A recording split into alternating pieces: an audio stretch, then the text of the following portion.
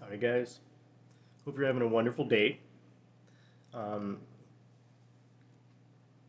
what I've been experiencing so far this year is having um, to help in a curse. Um, my cousin's dad uh, had come to me at the beginning of the year, at the turn of the year. Um, so it's like 2 months. Um, and mentioned about uh, a family curse. And that his ancestor um, had someone put to death. They were burned alive for being a witch. And I told him what I was to say to him about it, how he can fix it. Starting off with, well, what makes you feel you're cursed, And I do understand from her that anyone that feels their family line has been cursed throughout the witch trials or in any situation really, like, if you feel generations back there was something bad happening, um, you can make amends for that, and you can help all parties involved. um, you have to be a mediator and come to them, the ones involved, and offer your deepest sincerest apologies, and ask them to please forgive you. And it's not just for them, like for the victim of, say, one that was killed or their murderer. That's all people involved. I mean, you have to understand that affects a whole lot of people. If you're, say, someone is murdered, um, it affects their whole family and even out into their friends and into the community as well. There's a lot of people that are hurt over someone's, you know, yeah. So you have to apologize to them and offer your deepest, sincerest apologies. Peace, love, compassion, and just unconditional love to them. Offer to, do that more than once if needed. Light a candle for them, and prayer for them.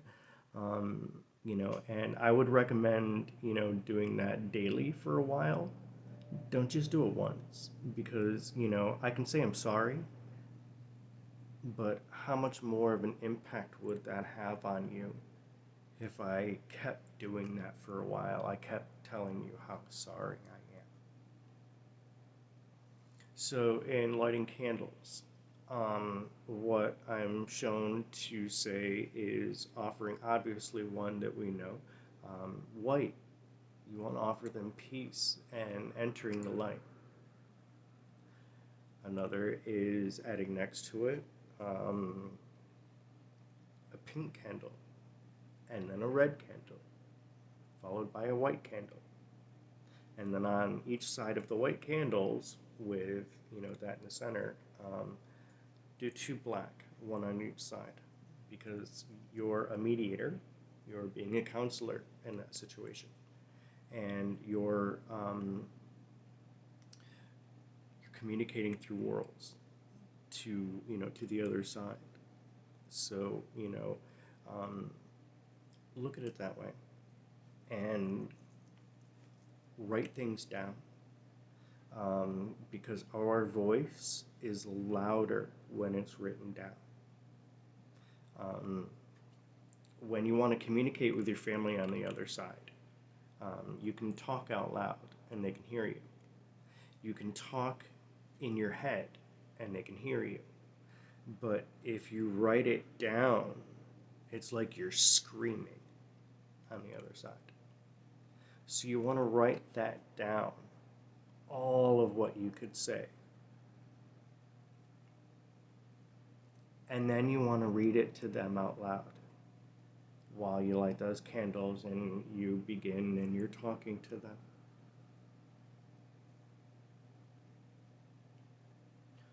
what that does is a whole lot more than you can realize. If you have a situation where you have a child that was killed, and say that that person not only spent time for it, but say that that person went out of their way to say how sorry they were over and over and over and over and over. They don't want you to forget it. They don't want you, not just once. You want to do it over and over and over how sorry you are. You would come to a point of peace with that person that took your child's life, right? You want to look at all the people that were involved. So it's not just someone from a witch trial where they were burned or hanged or something. But you've got to offer all your peace, love, and sincerity in the deepest sense of unconditional love and, all of that and your apologies to them, the victim, all of their families, and to the one that did that and caused that. You've got to be the mediator to them and, let them know, look, I hope you understand how they would feel, why they would feel to say, damn you and your whole family, you know what I mean? Um, so you've got to have all of the souls that are involved to have a complete understanding and with their own sympathy as well towards the other person's feelings. And, like, oh no, I wouldn't have felt any other way. I wouldn't hold it against you at all for killing, you know what I mean?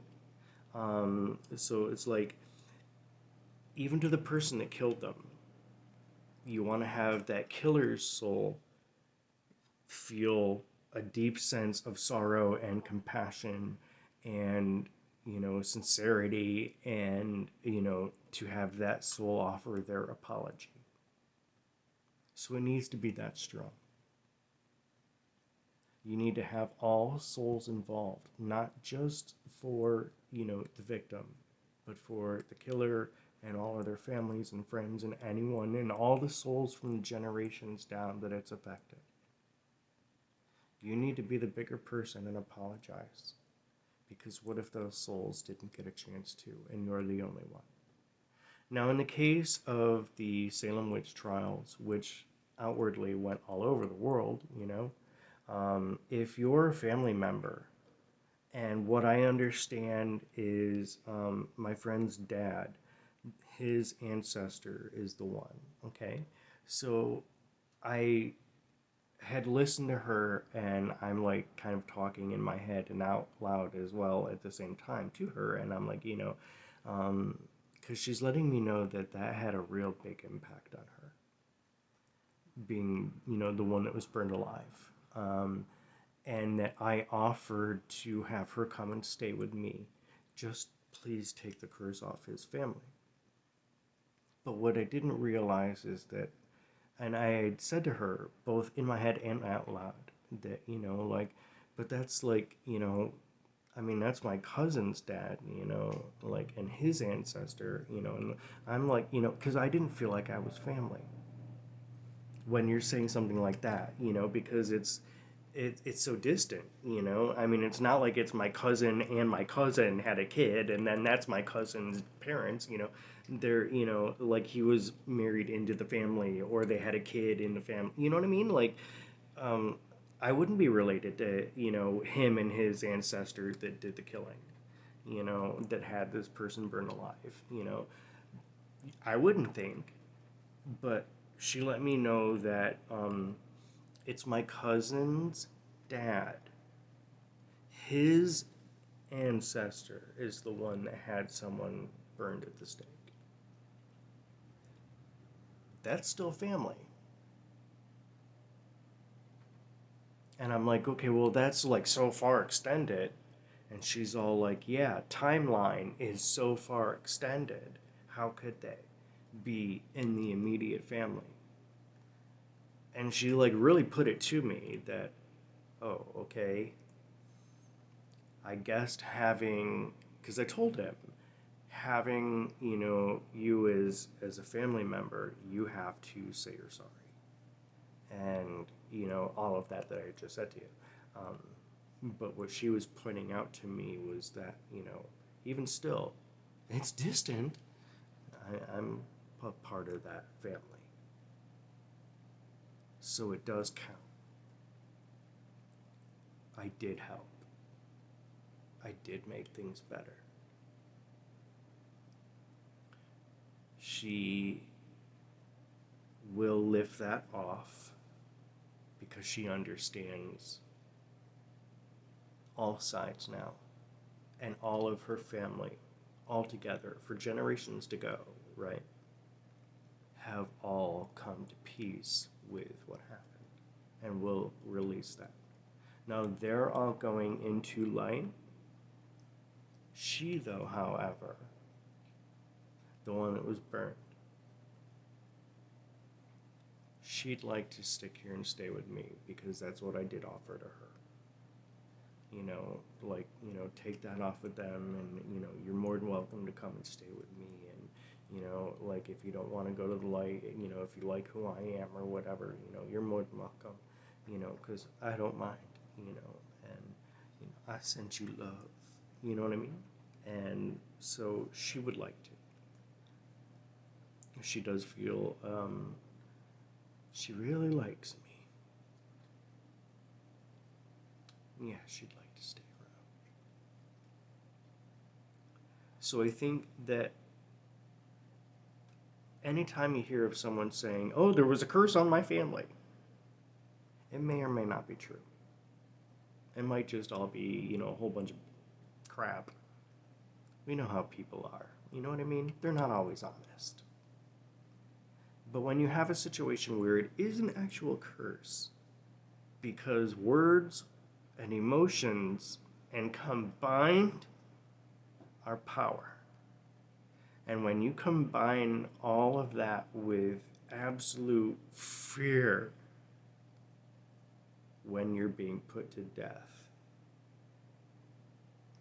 it is enough to make a curse. I do now believe through her, from her, that yes, I can see how that would be. And that who am I to say that these things aren't real? Because I believe now that yes, they really are real. Because I understand how the soul's energy can do a whole lot more than you guys realize. And even what I know and realize. I believe curses are real. And I believe that you can help you and your family take those curses off and make things right. You are trying to make amends to not only the victim, but all the people involved throughout generation and generation. But I do believe if you feel in your heart, or that it's documented and so on, that, okay, yeah, it's real, you have a curse,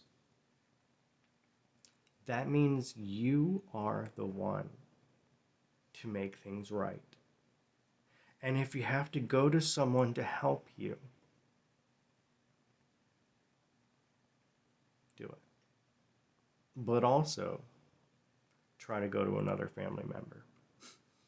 Even one that's kind of married in, because I don't think they were ever married. His name is Randy. My cousin Michelle, her dad is Randy Buck, and his ancestor is Jonathan Buck. And you can look him up. He's in Wikipedia and all of that. And, so I read up more on him. They don't have to be just with the witch trials or with Salem witch trials. Curses are real. And if you know the situation, if you know what happened, and you're a family member and you want to make things right, that means they're coming to you and you're to be the one to make things right. And you can make things right. You can help them. You really, really can. And you'll see a difference. Um,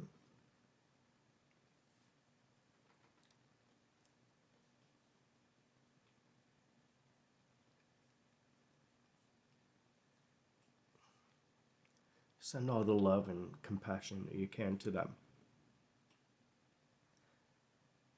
Be kind of like a translator on both the victim and the person that had them put to death. See the compassion in both sides.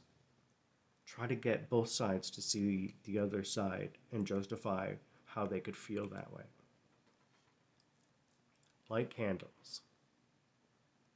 Don't just do it once, do it more than once. Offer them to go from there to find the peace, to find the light.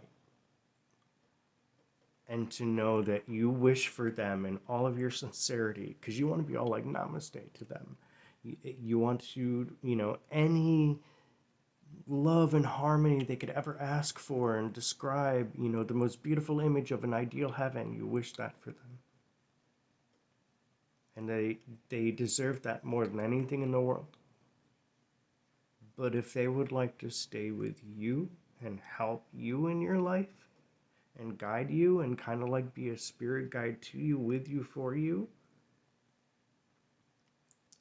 accept that. You know what I mean? And you want to have that kind of compassion towards them in your offering. Because I am discovering that with her, that's somebody I really, I'm okay with having in my life. And no, she wasn't a witch.